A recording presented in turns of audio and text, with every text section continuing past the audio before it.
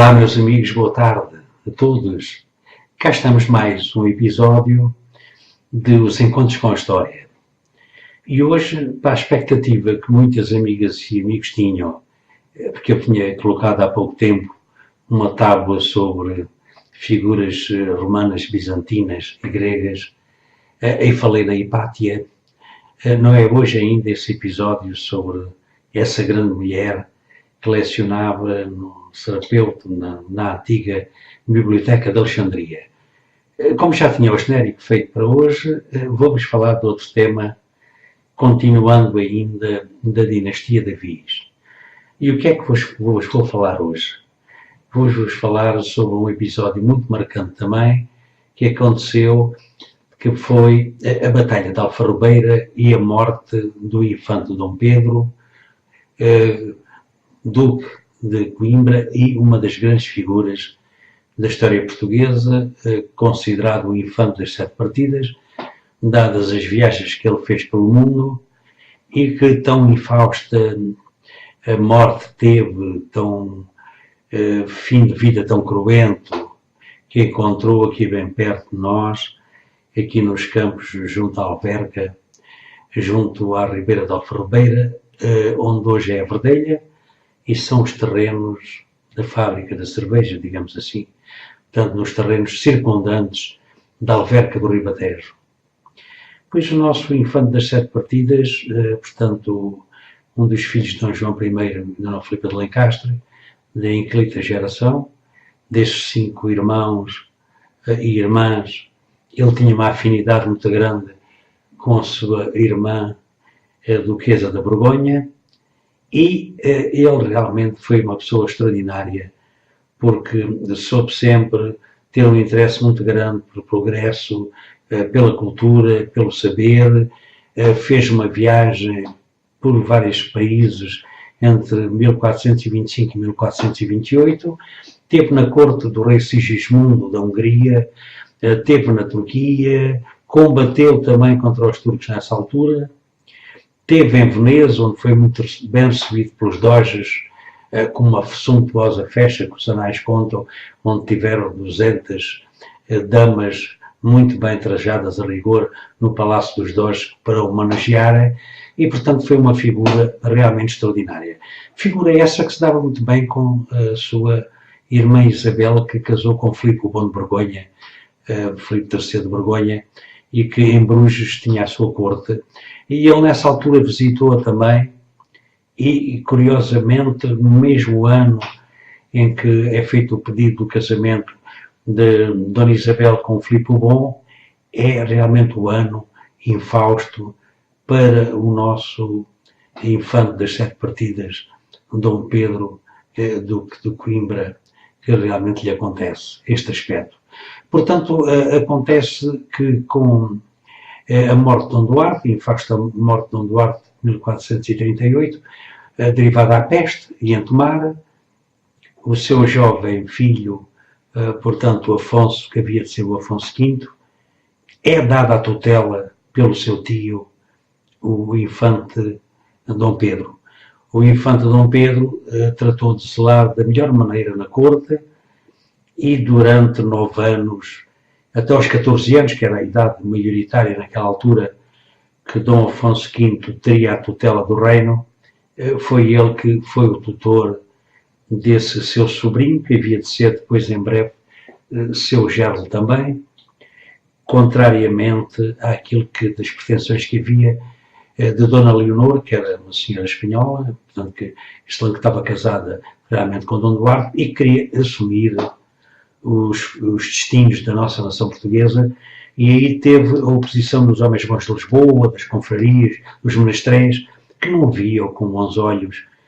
que essa senhora pudesse tomar conta das rédeas de Portugal, vindo ali uma iminência de um tomar do poder por parte de Castela, como já tinha acontecido na recente crise, alguns anos atrás, porque Portugal passou. Portanto, o infante Dom Pedro tratou de incutir nesse seu sobrinho tudo o melhor que havia, para que ele pudesse reinar mais tarde, em paz, e ajudá-lo realmente a ter uma boa conduta na nossa nação portuguesa.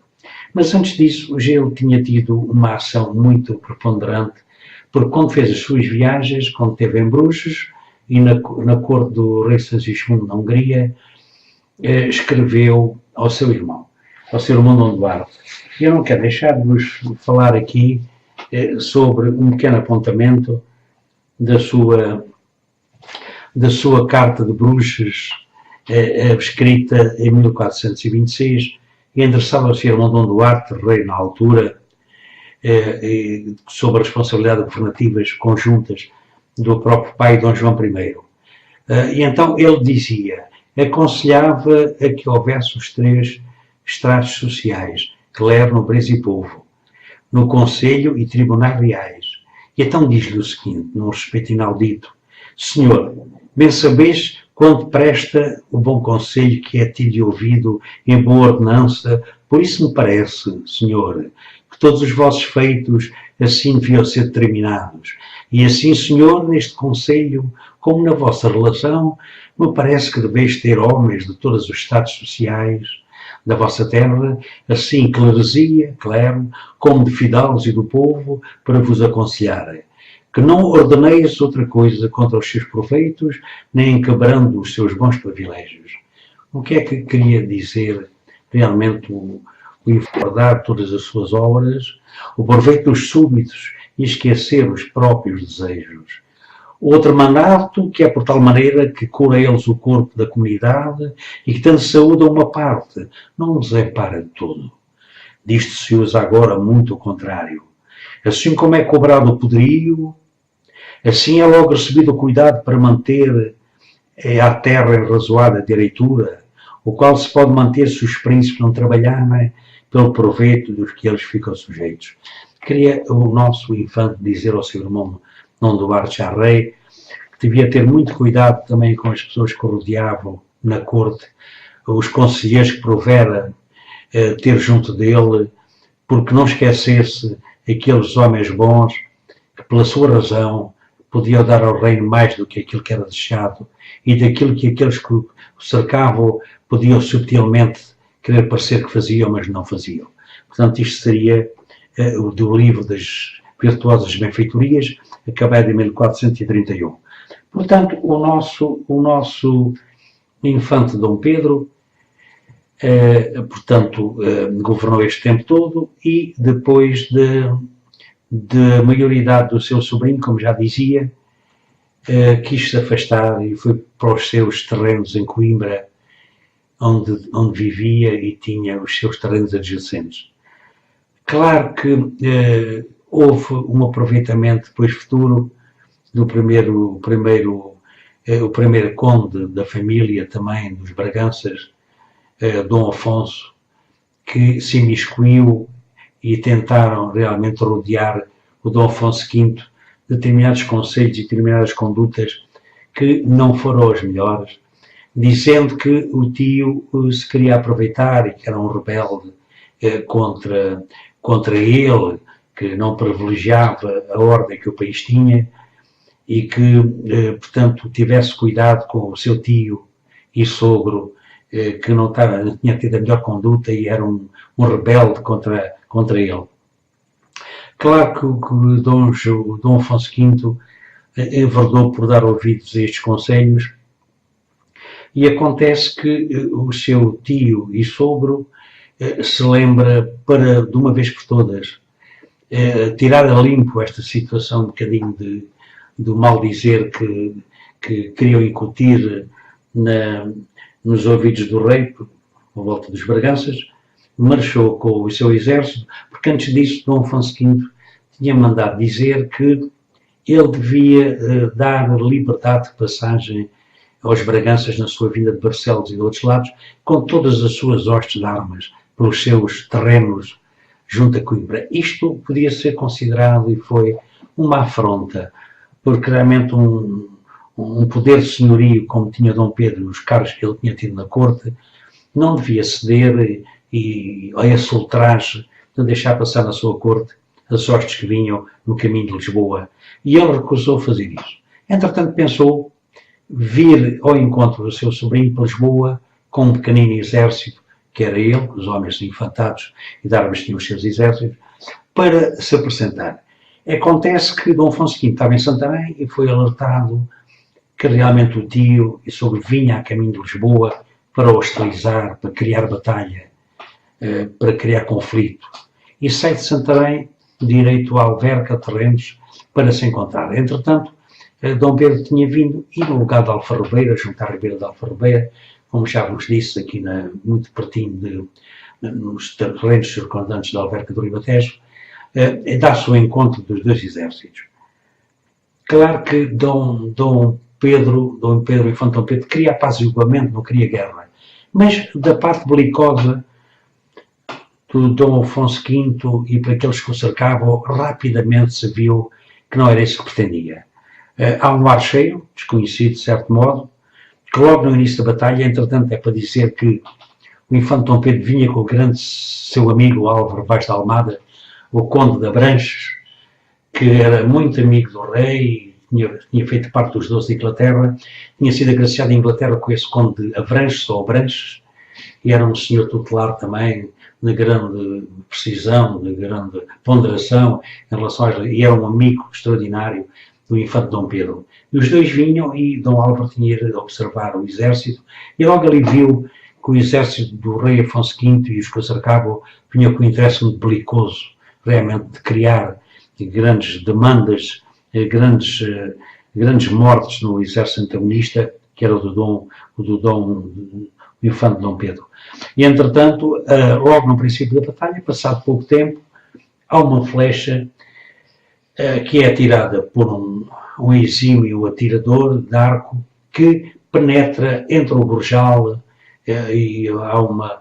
foto que eu vou posto também de um grande amigo, um grande escritor e um grande pintor também que fez essa gravura, em que se pensa que, portanto, o Infante Dom Pedro foi apanhado numa parte entre o Gorjal do peito e a parte de cima, que lhe penetrou no peito, possivelmente muito junto ao coração, e que lhe vitimou de imediato, causou-lhe a morte. O Conde de Abranches também foi morto, portanto, o Dom Álvaro Vaz de Almada, e o que se seguiu foi muito marcante, muito triste, tudo aquilo que se seguiu. Portanto, o corpo do Infante Dom Pedro teve em sepulcro durante 3 dias, foi levado para uma cabana ali perto de guardares agrícolas, o campo ficou chuncado de mortos da parte das tropas do Infante, e realmente teve ali em sepulcro. Dom Álvaro Vaz de Almada foi cortada a cabeça, foi apresentado a Dom João V, a Dom Afonso V, por quem pensava que ia tirar mercês disso, e o corpo, ao fim de 3 dias, o corpo do malogrado Infante Dom Pedro foi levado para a igreja de São Pedro, em Alverca, onde foi sepultado. Isto no dia 23 de maio, a batalha foi a 20 de maio de 1429, 3 dias depois o corpo foi para a igreja de São Pedro, igreja muito antiga também em Alverca, onde foi sepultado. Mas logo a seguir, no ano de 1430, em janeiro, foi novamente os seus ossos levantados, o seu corpo, aliás, e foi para o castelo de Abrantes, ou à entrega de Lopo de Almeida, que era o castelão da altura, para ser sepultado na igreja de Abrantes. Ali teve algum tempo também, e em 1452 novamente sai, e em instâncias da sua irmã Dona Isabel, é então conduzido para a batalha para ser sepultado no panteão que seu pai, Dom João I, tinha deixado para a dinastia de Viz. Portanto, foi uma história muito malograda que aconteceu,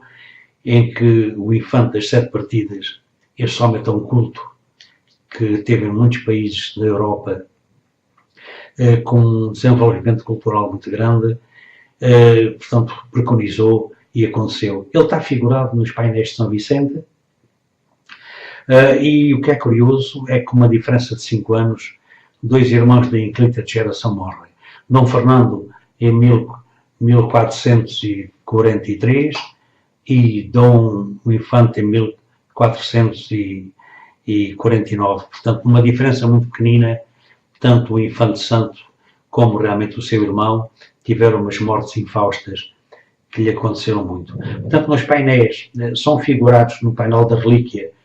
com um caixão aberto nas suas costas, que mostra realmente o insepultamento que estas duas grandes figuras da inclita geração tiveram. Meus queridos amigos, é hoje aquilo que vos posso dizer sobre um tema muito vasto também. Também em breve é de falar sobre os painéis de São Vicente, o painel da relíquia, precisamente este que tem a ver com isto, o dos cavaleiros também, sobre a Condessa de Borgonha também que é figurada lá. E isto foi um infausto acontecimento que teve a ver aqui pertinho de nós, aqui perto em Alverca do Ribatejo, muito pertinho de Lisboa, e que o malogrado infante Dom Pedro das Sete Partidas, pessoa cultíssima, que escreveu ao seu irmão e teve uma importância grande na nossa história, cuja morte teve repercussão por toda a Europa, e a maneira cruenta como o seu sobrinho Afonso V o tratou, foi objeto de censura não só do Papa, como de todas as cortes europeias. É isto que tenho para dizer hoje, meus amigos, e até breve, até ao próximo episódio.